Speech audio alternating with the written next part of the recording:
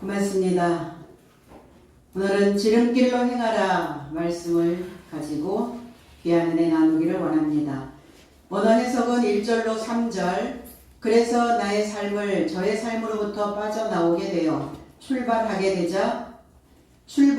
되자마자 지름길을 잡아 고스에 이르고자 갔고 다음에 로도에 이르고 거기로부터 바다라에 이르렀고 베니게에 이르고자 건너가는 배를 만나서 올라타고 출발하게 되었다.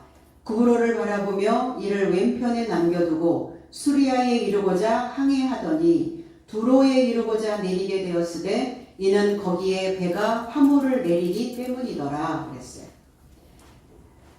계속 항해를 합니다. 배를 타고 갑니다. 우리가 타고 다니는 배도 배지만 사람들이 배죠. 배는 뭔가 잔뜩 짐을 싣고 실어 나르기도 하고 거기에 많은 사람들을 태워서 그들이 가고자 하는 목적지까지 데려다 주기도 합니다. 저와 여러분들이 배예요. 그럼 과연 나의 배에 어떠한 물품들을 선적하고 가고 있는가? 나의 인생의 배에 어떤 사람들이 지금 승선하여 가고 있는가를 사도 바울의 전도 여행을 통해서 다양한 지역, 다양한 사람, 다양한 물품 이런 것들을 쭉 우리가 지금 바라보게 됩니다. 바울 사도가 에베소 성도들의 삶으로부터 작별합니다. 떠나게 됩니다. 무엇인가 새로운 것들을 또 출발하고 있는 거죠. 로마서 10장 7절에 누가 무적행에 이르고자 내려갈 것인가 라고 언급해서도 안 된다. 이것은 그리스도를 죽은 삶에게서 끌어올리는 것이다. 우리가 어떠한 삶을 진행하고 있다는 건 우리가 지금 사도 바울처럼 나의 인생의 배에 승선해서 행선하고 있다는 건 내 삶에 무엇인가를 끌어올리고 있는 것과 같다. 그러니까 빈 배로 다니지는 않죠. 인생들도 그냥 왔다가 그냥 가는 것이 아니죠. 어떤 것을 끌어올리고 있는가? 죽은 나의 삶에서 그리스도를 끌어올리는 것이다. 그래, 내가 죽었는데 내 삶 속에서 그리스도 예수를 끌어올려버리면 내 안에 두지 않고 내 안에 적재하지 않고 내 안에 그 삶을 싫지 않고 그거를 끌어올리고 있다면 그렇다면 나는 그리스도 예수를 만날 수가 없죠. 텅 빈 배로 다니는 거죠. 아무것도 실어내지 못하는 삶이 만들어진다는 겁니다. 누가 무적행에 내려갈 것인가? 무적행이 어딘가?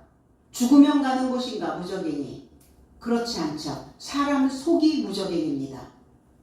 사람이 무적행이에요. 그래서 사람 속을 모르겠어 이렇게 얘기하잖아요. 무적행, 보이지 않는 거예요. 그 깊이가 얼마나인지 모르는 겁니다. 깊은 곳, 그 심연. 근데 대부분 이제 이 무적행을 지옥이라고 표현을 하기도 합니다. 지옥은 아니에요. 지옥하고는 또 다른 개념의 단어입니다. 그러니까 그 갱도에 빠지면 내 속에 빠지면 내 속이 가라앉으면 내가 뭐 때문에 이렇게 빠져 있지? 내가 뭐 때문에 이렇게 가라앉아 있지? 이렇게 해서 빨리 그 무적행에서 올라와야 되는데 무적행에서 빠져서 올라오지 못하는 상황이 벌어지죠.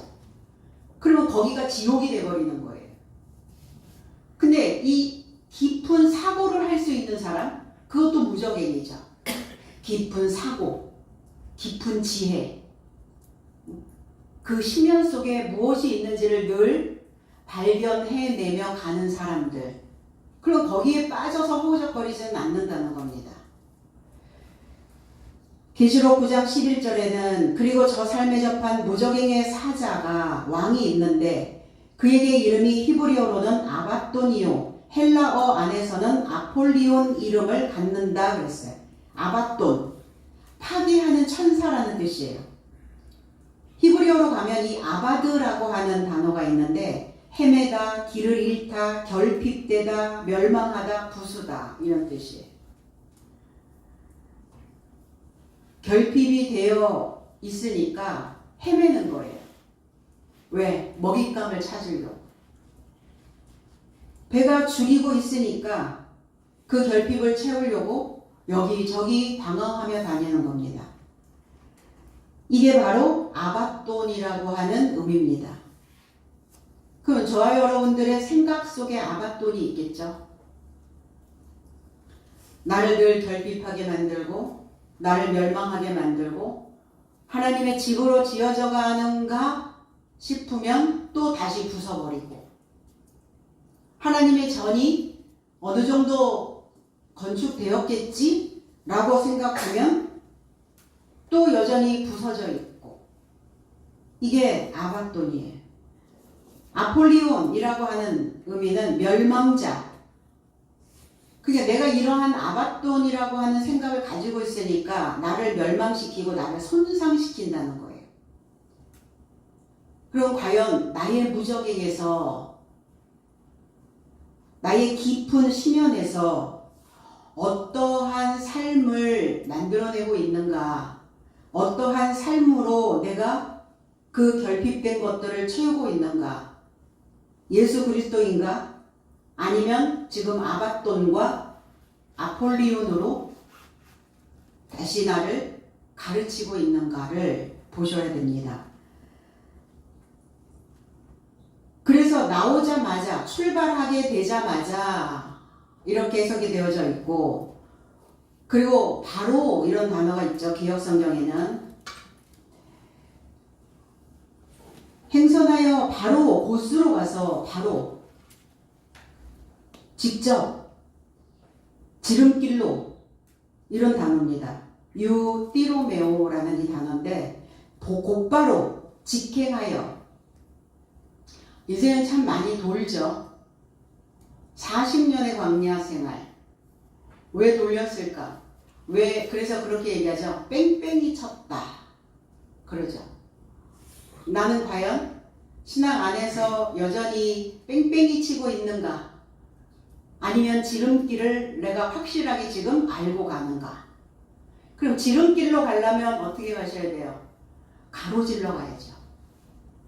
안 그러면 돌아서 가야 되는데 그래서 지름길을 만들기 위해서 산에 터널을 내는 겁니다. 터널을 내는 게 그 공사가 편한 작업은 아니잖아요. 만만치 않은 작업이죠. 산을 뚫어야 되니까. 그래요. 나라고 하는 태산과 같은 너무나 많은 사상으로 쌓여있는 너무나 많은 수없이 많은 감정들을 쌓아놓고 살고 있는 그 산과 같은 그 생각들을 뚫어야 돼요. 그래야 지름길이 됩니다.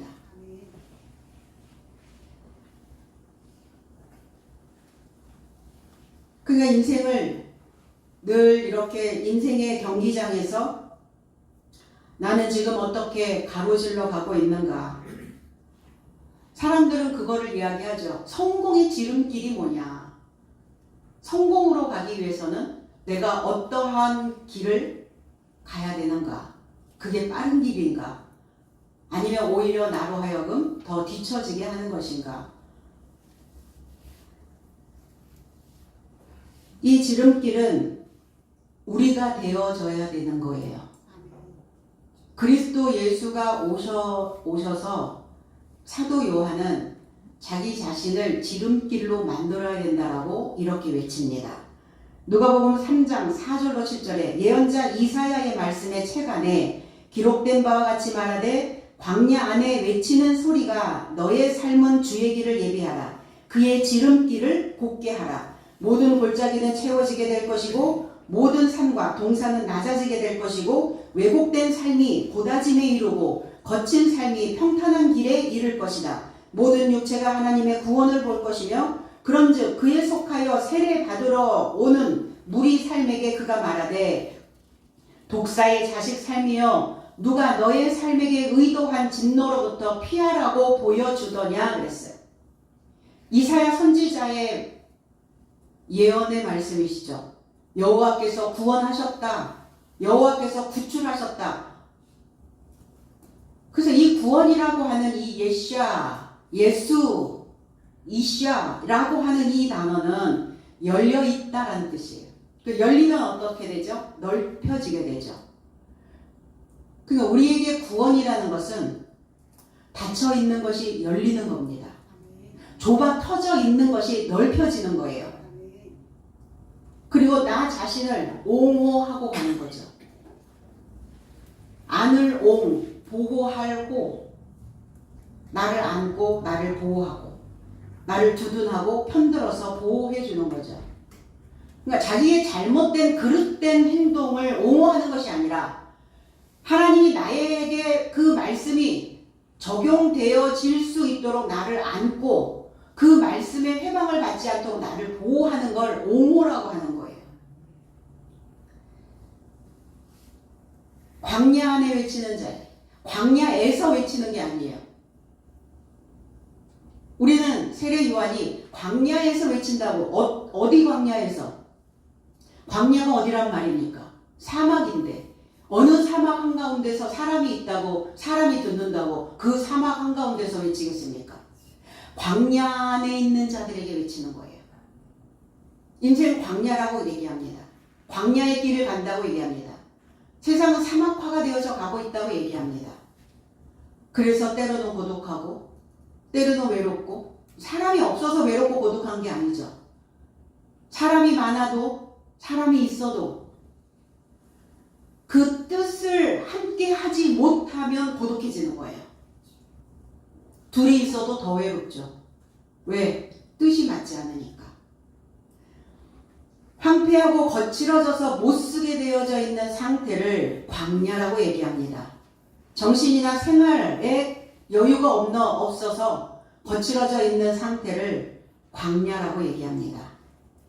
묵어있는 땅, 버려져 있는 땅, 이게 광야입니다. 그런 농토로 이거를 개간하려면 광야 안에 광야가 된 삶에게 소리가 들어와야죠. 그러니까 세례 요한은 이렇게 외치는 거예요. 광야가 되어져 있는 삶에게 어이! 이렇게 외치는 거예요. 어이! 그럼 어때요? 탁 주목하게 되죠. 보이게 되죠. 보죠. 그리고 말씀을 통해서 그들의 생각들을 하나하나 정복하는 게 그게 광야예요. 백성들을 왜 광야로, 왜 미드바르로 인도하셨을까? 정복하려고요. 왜? 천방지축이거든요. 왜 천방지축이 됐을까? 감정을 건강하게 못 만들어내서 그래요. 감정을 건강하게 표현할 수 있어야 되는데 그 방법을 못 배웠단 말이에요. 인간적인 생각으로 하는 거죠. 목순적인 생각, 내 본능에서 올라오는 생각. 아, 감정을 참 못 배웠구나. 그런 생각이 드는 사람들이 있어요. 그러면 그 인생은 광야의 훈련을 거쳤을까? 광야에서조차도 없는 거예요. 여전히 애굽의 상태에 머물러 있는 겁니다. 애굽은 신이 없어요. 말씀이 없어요. 법이 없는데 무슨 하나님이 계신단 말입니까? 애굽에. 그러니까 사람의 생각만 하는 거예요.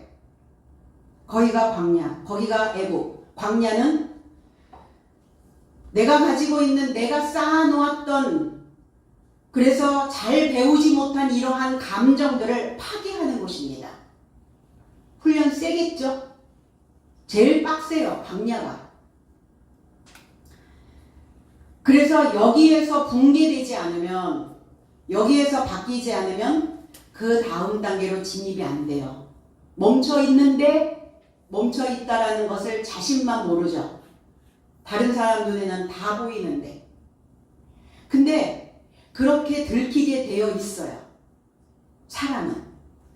된 척하고 지어진 척하고 완공된 척해도 어느 시점이 되었을 때 이제 내가 나의 나를 본격적으로 가야 되는, 그리고 훈련을 받아야 되는 그 시기가 되면 보여요.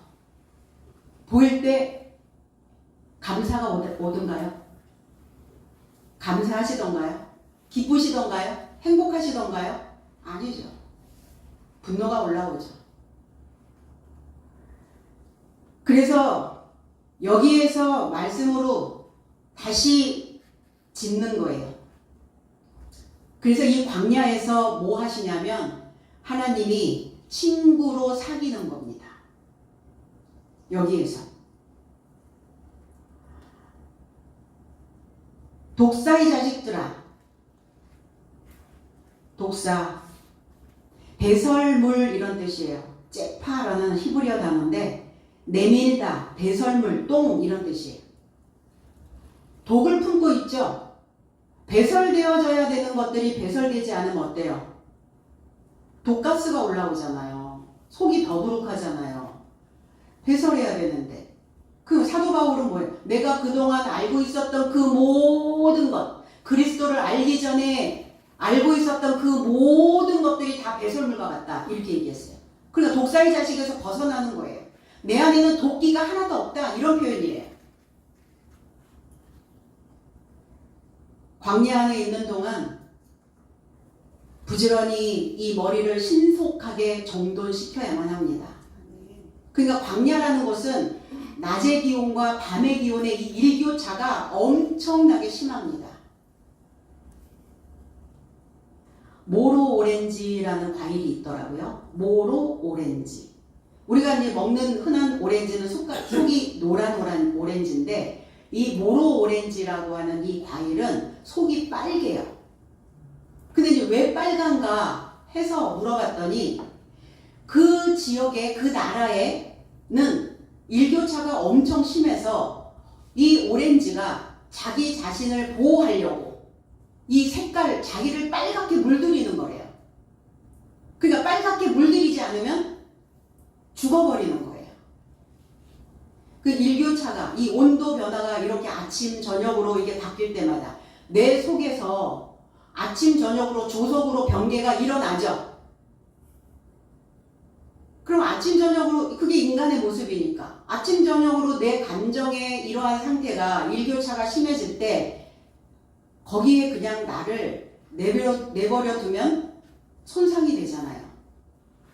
열매가 안 되잖아요. 그러니까 뭐 하시냐면 말씀으로 나를 물들이셔야 돼요.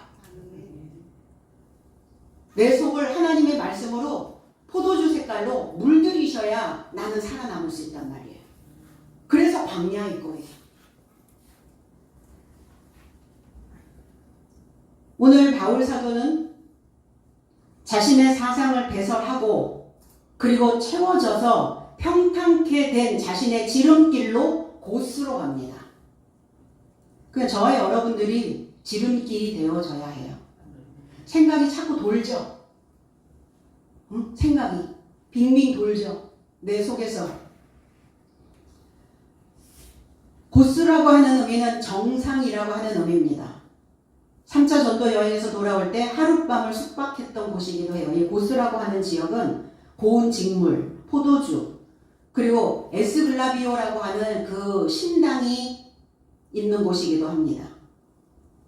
그래서 거기서 하루를 자고 이튿날 그랬어. 이튿날 그 다음 날의 의미도 있지만 연속 성상에 있는 연속하는 이런 의미예요. 사도 바울의 그 사역의 연속, 사도 바울의 그 삶의 연속.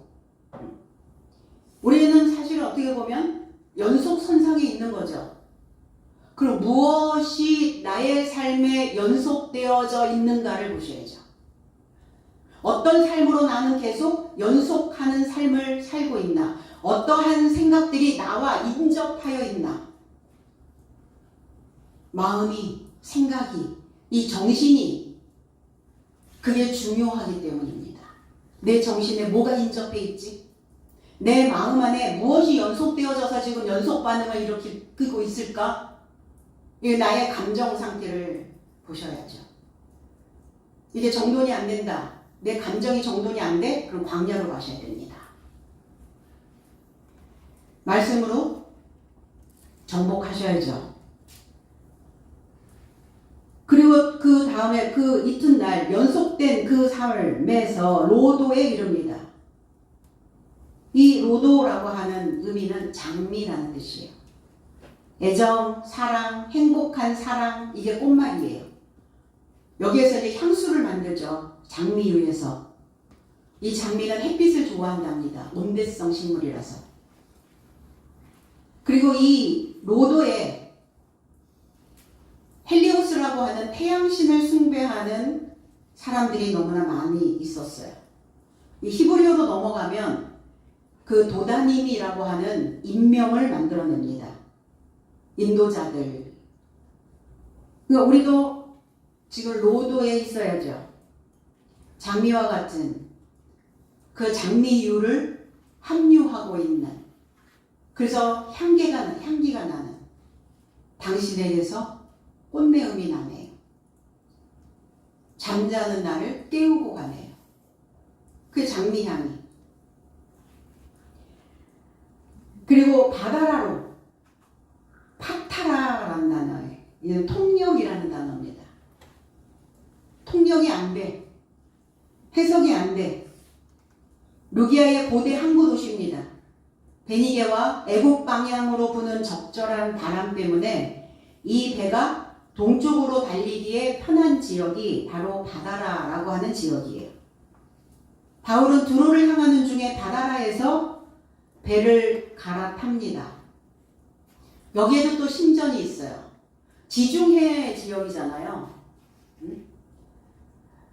그러니까 섬과 바다와 인접되어져 있는 그런 지중해 지역들은 다 신을 섬겨요. 여기에서도 아폴로의 유명한 신전이 이 바다라에 있는 곳이기도 합니다. 오늘 바울은 왜 이 지역에 또 전도 여행을, 발걸음을 재촉하여 갔었을까? 통역사로 역할을 다하고 있는 겁니다. 왜 통역이 안 돼? 그러죠. 왜 이해가 안 돼? 서로 다른 언어를 쓰는 사람들 사이에서 상대방의 말을 번역하여 그 뜻을 전달해 주는 거죠. 하나님의 언어를 쓰지 못하는 다른 신을 섬기는 그러한 사람들 사이에 통할 수 있도록 번역해 주는 거예요. 통역. 그러면 그들이 하나님을 안 믿고 다른 아폴로 신이나 뭐 태양 신이나 뭐 이런 신들을 섬기고 있는 자들이겠습니까? 하나님 안에 있다고 하는데, 교회 다니고 있는데, 교인인데, 그리스도인인데, 크리스찬인데, 이름은 그 이름을 가지고 있는데 하나님과 통하지를 않네요. 사도 바울과 통하지를 않아요. 그러니까 사도 바울의 입에서 나오는 그 언어는 하나님의 언어죠. 해석되어져 있는, 통역되어져 있는, 번역기. 요즘은 뭐 영어도 일본어도 외래어 다 모든 것들이 다 번역기가 있어서 번역기만 누르면 뭐 해석이 다 돼서 나온다고 얘기는 하더라고요.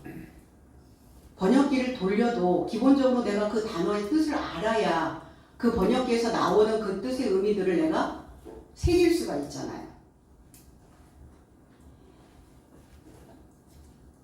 그래서 그 뜻을 전달해 주러 지금 또 바다라에 있는 곳에 선교지를 선택하게 된 겁니다. 그러면 나는 내 안에서 올라오는 그 모든 5만 가지의 언어들을 통역할 수 있나? 내 안에서 올라오는 이 감정의 언어는 뭘까? 이 정신의 언어는 뭘까? 이 생각의 언어는 뭘까? 통역되세요? 통역이 안 되잖아요. 내 안에서 올라오는 그 소리를 내가 잘 해석하지 못하면 그 상태로, 해석이 안 된 상태로 계속 불통 상태로, 통하지 않으니까 멈춰버리게 됩니다. 그러니까 그 사람한테 아무리 얘기를 해도 못 알아들어요. 왜? 자기가 자기 안에서의 소리조차도 통역이 안 되기 때문에.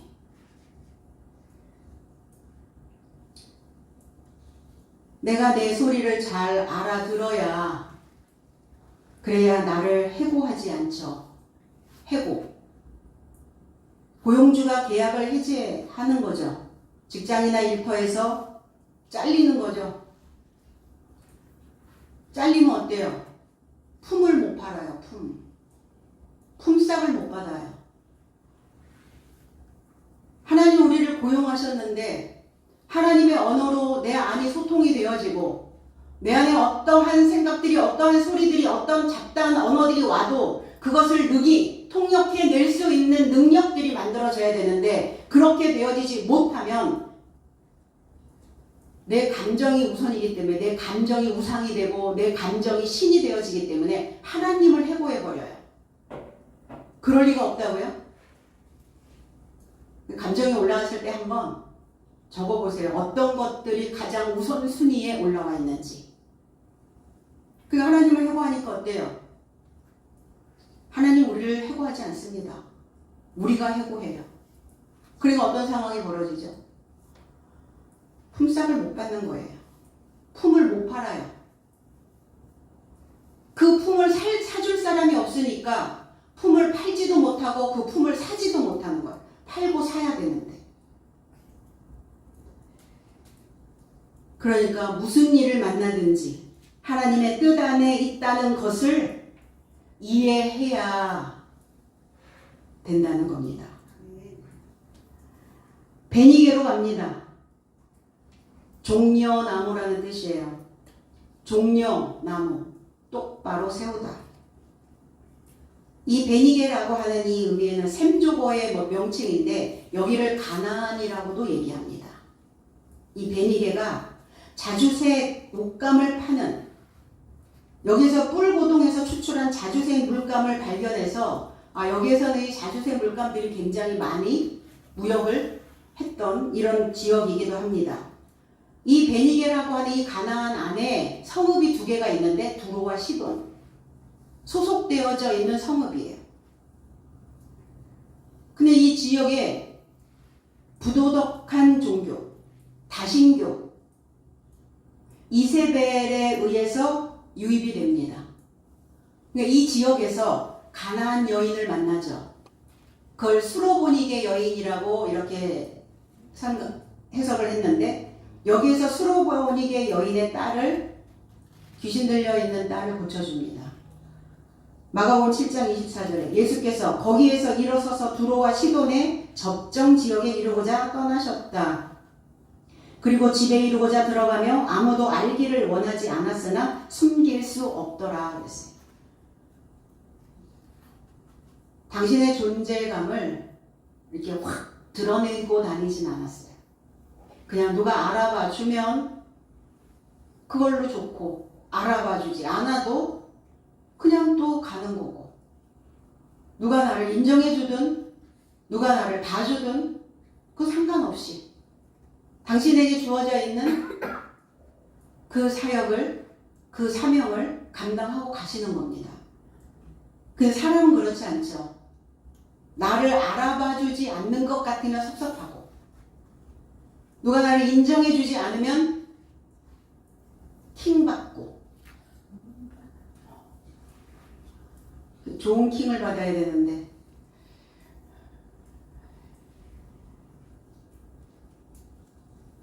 이 수로보니게 여인, 이 가나안 여인은 헬라인이었어요. 그녀의 딸에게서 귀신을 쫓아내고자 질문을 던집니다. 근데 주님은 이렇게 말해요. 자녀의 삶을 먼저 배불리도록 놓아줘라. 그러면 이 여인이 그 딸을 놓아주지 못하고 있다는 것을 말씀하고 계시는 거죠. 묶어놨단 말이에요. 놓아줘라. 그리고 자녀의 떡을 개 삶에게 던짐이 좋지가 않다. 목자였어요. 이 가나안 여인은 목자입니다. 그 딸은 성도입니다. 잡고 있는 거예요. 구원해주지 않는 거예요. 건져주지 않는 거예요. 먹여 살리지 않는 겁니다.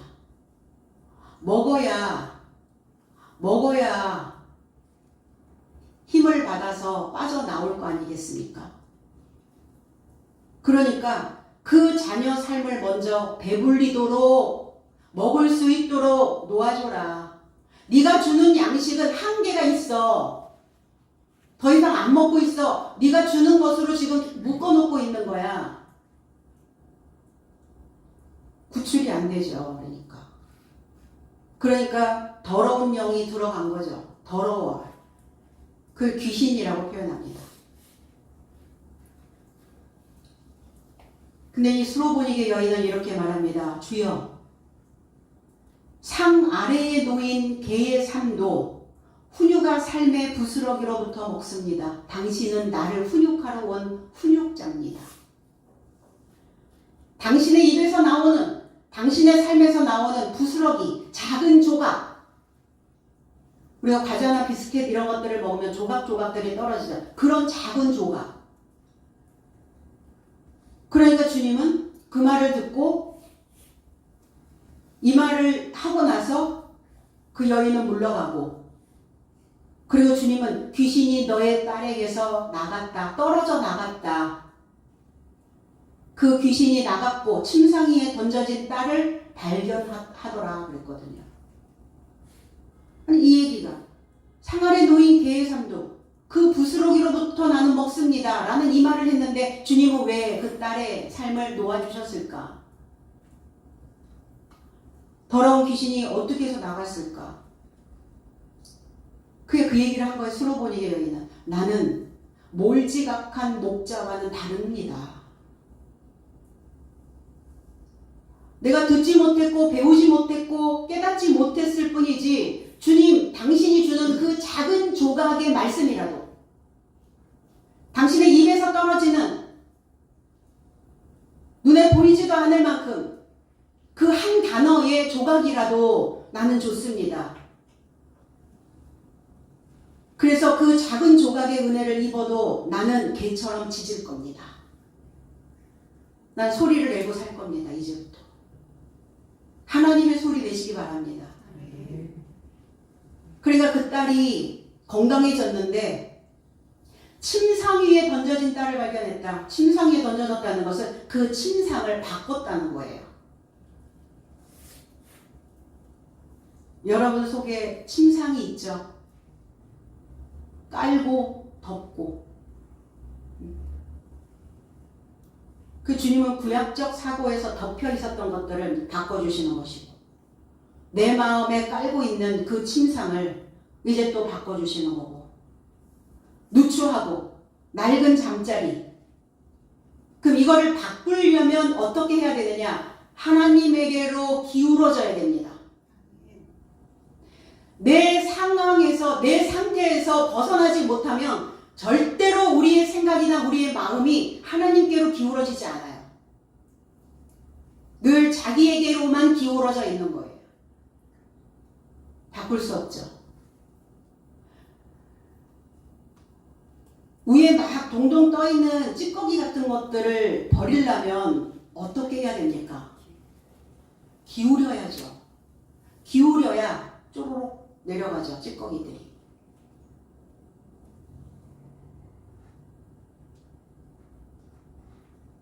그래서 하나님의 말씀으로 내가 분명해지고, 내가 투명해져서, 분명해지고 투명해지려면 깨달아야 해요. 깨달음이 있지 않으면 이 침상을 바꿀 수가 없습니다.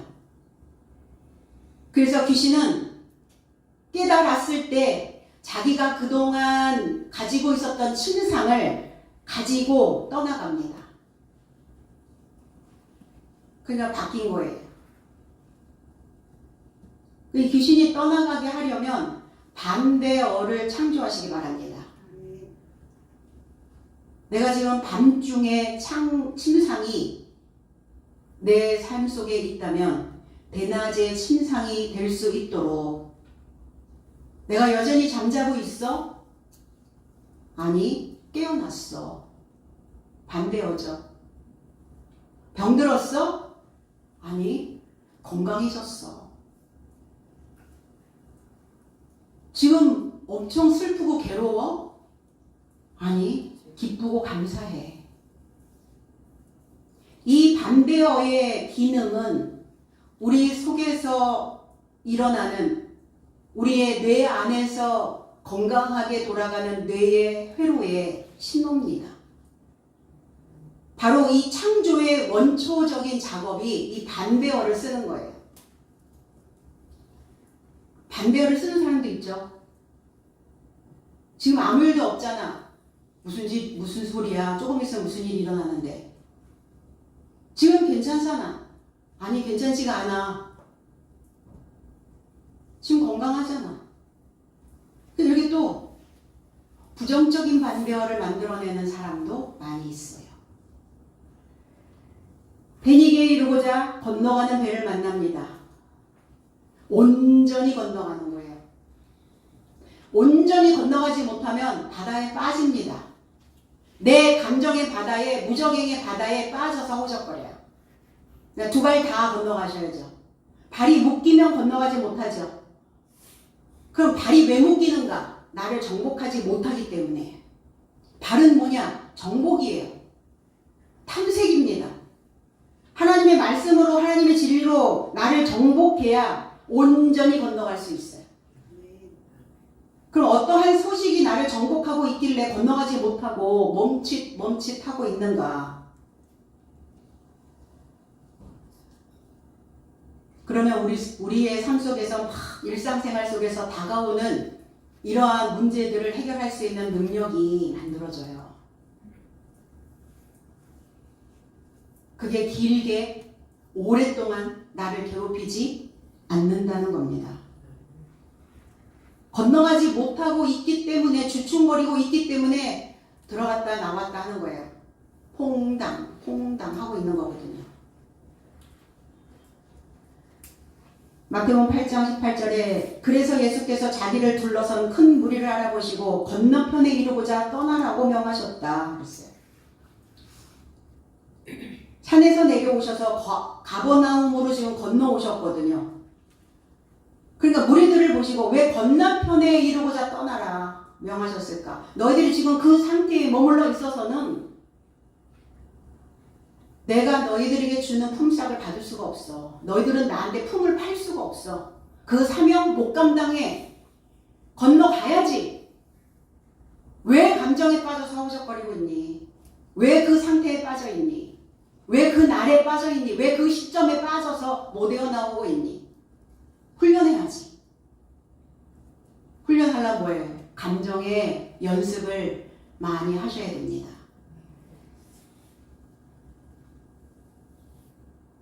그러니까 그 상태에 머물지 말고 반대쪽으로, 건너편으로. 결국 새 출발이에요.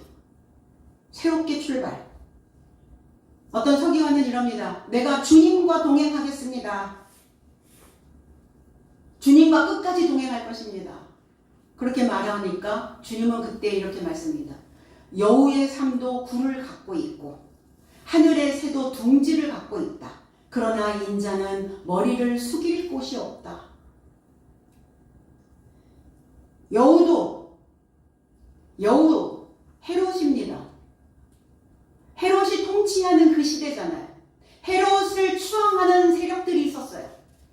헤롯의 사상을, 헤롯의 신앙관을 영웅이 되어지고 그럴듯한 신앙, 보여지는 것, 보암직한 것, 거대한 것,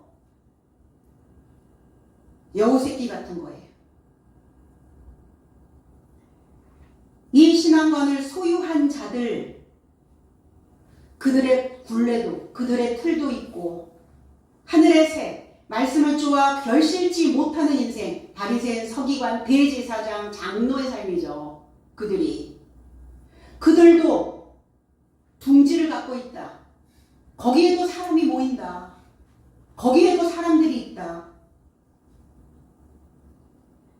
그 믿음을 소유하고 맹신하고 가는 자들도 있는데 그리스도 예수인 나는 머리를 기울일 곳이 없다 말씀하는 것은 나의 머리에서 나오는 그 지식을, 머리는 잡다라는 뜻이에요. 나의 머리를 잡고 나의 삶 속에 나의 소리에 귀 기울여 지키고 그 삶에 순종하는 자가 없다. 그 메시지예요. 지금도 없죠.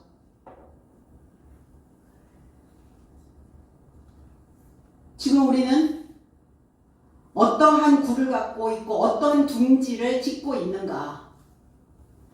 과연 나의 삶이 하나님이 그 머리를 숙일 수 있을 그 곳이 되어져 있는가? 그럼 내가 주님께 머리를 잡혀야죠. 그럼 주님께 내가 기울어져 있어야죠. 그 말씀에. 근데 우리의 생각이 우선이잖아요. 우리의 생각이 이만큼 올라오면 어때요? 눈에 뵈는 게 없죠. 사람들은 다 입맛 당기는 쪽으로, 자기 입맛 가는 쪽으로 다 뭔가를 만들어냅니다. 그리고 그것을 출발하여 가다가 다시 출발, 늘 출발이에요. 늘 다시 시작하는 겁니다. 그럼 출발하는 사람들의 마음 상태는 어떨까? 조급합니까? 아, 늦었다. 그래서 우리는 길을 가다가 사람들한테 물으면 이렇게 얘기하죠. 얼마 안 남았어요. 이렇게 얘기해요. 근데 가도 안 나와. 목적지가. 아니, 얼마 안 남았다니. 얼마 안 남았다는 그 거리는 몇 킬로며 그 시간은 어떤 시간일까? 우리는 분명하게 그거에 대해서 거리는 몇 킬로 남았고요. 시간은 얼마나 걸립니다. 이렇게 말해주지 않죠. 그럼 우리 민족은 이렇게 보면 늘 언어를 두루뭉술 쓰는 민족인가? 그렇지 않죠. 그 길을 묻는 사람의 생각을 고려해서 하는 말이에요. 아직도 멀었어요. 이러면 어때요? 가다가 김새잖아요. 왔던 길도 너무나 한참 동안 왔는데 아직도 멀었다? 더 가야 된다? 오늘 안에 도착 못할 수도 있어. 이러면 맥 빠진다는 걸 가다가. 그러니까 그렇게 맥 빠지게 할 필요가 없다는 거죠. 출발! 이러면 바울 사도도 같이 가는데 주님도 다시 승선해. 나를 향해서 다시 뱀 머리를 돌려. 이제 다시 시작하면 뭐 어떻게 갑니까? 아니, 충분해. 함께 가니까. 그리고 내가 가면서 그 지름길을 만드는 방법을, 기술을 알려줄 거니까. 오늘 우리는 이 날 안에서 출발을 외치며 다시 새 출발을 기약해야 될 줄로 믿습니다. 구브로를 바라봅니다. 구리, 동매장량이 풍부한 지역이기도 해요. 자기 경험적, 이거를 우선시하는 사람들의 사상이죠. 철학적 사고. 그러니까 이 철학적 사고, 자기 경험적 학문으로 이 유대인 이민자들이 정착해 있었던 곳이 바로 구브로였어요. 이곳을 발견했습니다. 그리고 그 구브로를 왼편에 두고 그랬어요. 왼편. 꼭 왜 왼편이라고 하는 편을 만들었을까? 이게 유오니모스라고 하는 단어인데 좋은 징조라는 의미를 가지고 있어요. 왼편인데 왼쪽은 염소, 오른쪽은 양. 우리가 이제 이렇게 이분법적으로 사고를 하다 보니까 좌익이냐 뭐 우익이냐 이런 얘기 많이 하죠. 저 사람 좌익이래. 우리가 좀 색안경을 끼고 보죠. 근데 여기 성경에서 왼편, 좌편, 이게 어떤 방향을 얘기를 하는 것이 아니라 이 왼편이라고 하는 의미는 이름이 있다 이런 뜻이에요. 이름이 있다. 그래서 헬라의 어떤 이교도들 사이에서 이 왼편을 행운의 측면으로 보는 사람들도 있습니다. 좋은 이름을 가지고 있다고. 그 왜 행운의 측면일까? 우리는 내가 생각하고 내가 옳다고 생각하는 거 외에는 안 받아들이죠. 내가 옳아, 내가 맞아. 이렇게 하면 절대로 다른 것들을 받아들이지 않아요. 다른 것을 받아들이는 이거를 왼편이라고 하는 거예요. 이 왼편. 그러니까 다른 다른 측면을 볼 수 있는 그 시각을 가지고 있다고 생각해서 행운이라고 말할 수도 있을 것 같아요. 아, 내가 이런 행운의 사람이야. 왜? 우리의 사고가 어느 한쪽만 보는 것이 아니라 다른 편도 볼 수 있는 그 시각과 그 사고를 가지고 있으니까 나에게는 행운이지. 태어나자마자 만들어지는 건 아니죠. 배움을 통해서 나의 생각들을 통제하고 나의 생각들을 지배하면서 다른 소리를 귀 기울일 수 있는 자들을 많이 소유할 수 있는 쪽입니다. 왼편. 그 오른편, 왼편 이게 다 우리는 소유할 수 있어야 되는 거죠. 계시록 10장 2절에 그의 손안에 열려진 책자를 가졌더라. 그리고 그의 오른편 발을 바다에 접해 놓았고 왼편 발을 땅에 접해 놓았다 그랬어요. 열려있는 책. 열린 책은 뭡니까? 아, 이렇게 열면 다 열린 책입니까? 뜻이 보인다는 거예요. 문자에서. 통역이 된다는 거예요. 통역의 은사 있죠? 그게 뭐 랄랄라 한다고 그 랄랄라를 해석하는 자기의 느낌대로 얘기하는 그게 통역입니까? 그게 아니죠. 다 성경에 나와 있는 이 단어 하나하나들을 해석할 수 있는, 통역할 수 있는 그게 은사, 선물, 하나님의 은혜. 열린 책은 예수 그리스도의 모습이기도 하고 사도들의 모습이기도 합니다. 오늘 사도 요한의 모습입니다. 저와 여러분들이 열린 책이 되셔야죠. 그렇죠. 옳은 발은 바다에, 옳은 것, 옳은 사상으로 열매를 맺고 생육하고 번성하고 하여 땅은 왼편, 그의 오른편은 바다, 그의 왼발은 땅. 그러니까 왼발에 땅에 닿았다는 것은 땅에 충만하고 땅을 정복하고 다스리는 자의 모습이라는 거예요. 그러니까 말씀이 열렸을 때 가능한 이야기죠. 수리아에서 이루고자 항해를 합니다. 또 수리아 이렇게 많은 지역들을 지금 계속 행선하고 있는 거죠. 항해하고 있는 겁니다. 그리고 사도 바울이 이렇게 사람들을 만나고 이런 말씀을 증거했고 이렇게 성경에도 기록해 놓으면 참 간단한데 이런 지역들을 거론하는 이유가 있겠죠. 거기에 독특성, 거기에 대한 문화, 그 지역에 살고 있는 사람들의 상태, 그리고 거기에 가서는 어떠한 메시지를 어떻게 전해야 될 것인가, 이거에 대한 개념들을 정리해주고 있는 거예요.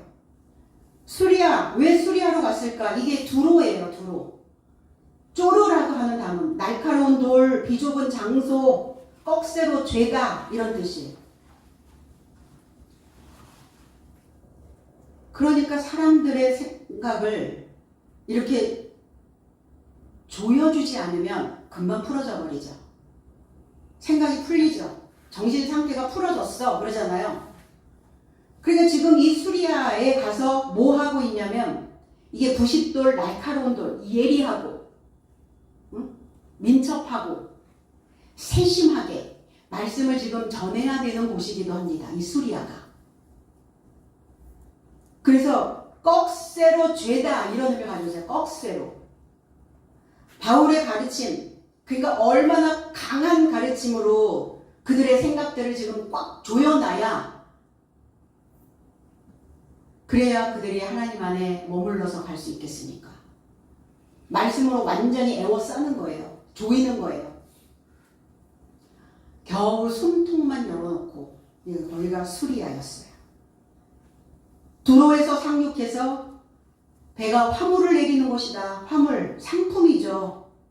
속이 채워진 짐, 이런 뜻이에요. 가득한. 그렇죠. 배에 짐이 가득, 상품이 가득, 채워진 배, 가득하여 있는 곳.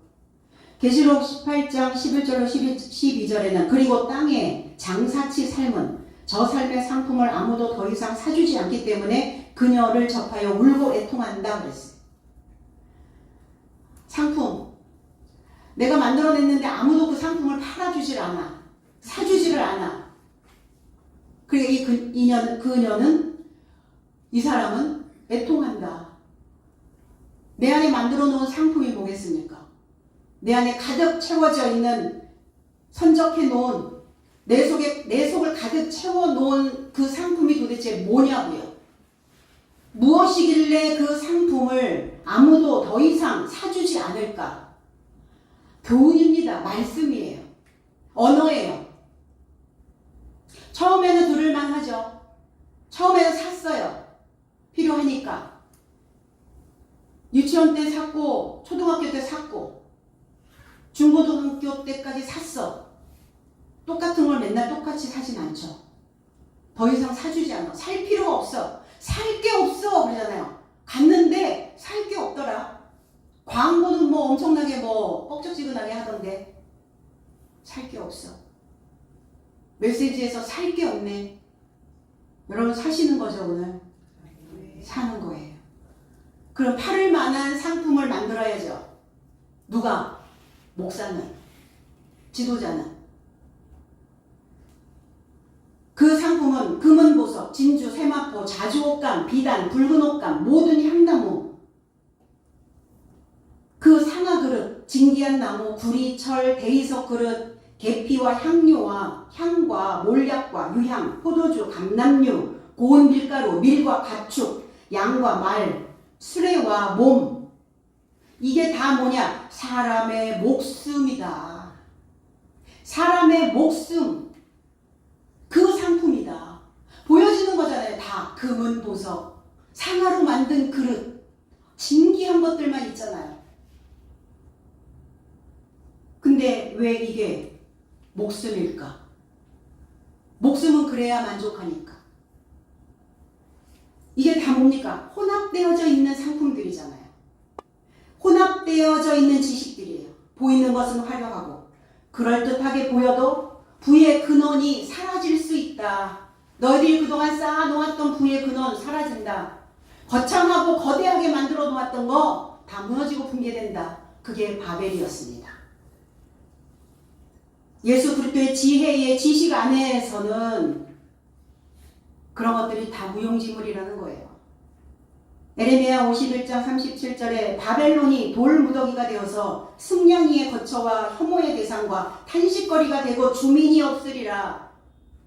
유럽의 교회들, 대형 교회들, 그 웅장한 건축 양식, 교회가 교회로서의 역할을 합니까? 못하잖아요. 다 짐승들의, 다 목숨들의 그 거처가 되어져 버렸다. 공연장으로, 회당으로, 극장으로 이렇게 전락해버려 있는 교회들. 우리는 누구의 상품을 나의 인생에 지금 가득 실었나? 허황되고 증명되지 못한 이러한 신앙, 이러한 종교는 무너져야 됩니다. 오늘 우리는 예수 그리스도와 무역해서 진짜 정품으로 검증된 그 진리의 상품을 여러분 삶에, 여러분들의 인생의 배에 가득 실으시고, 그리고 이 상품을 밖으로 많은 사람들에게 풀어놓으시기를 예수 그리스도 이름 안에서 축복드립니다. 기도하겠습니다.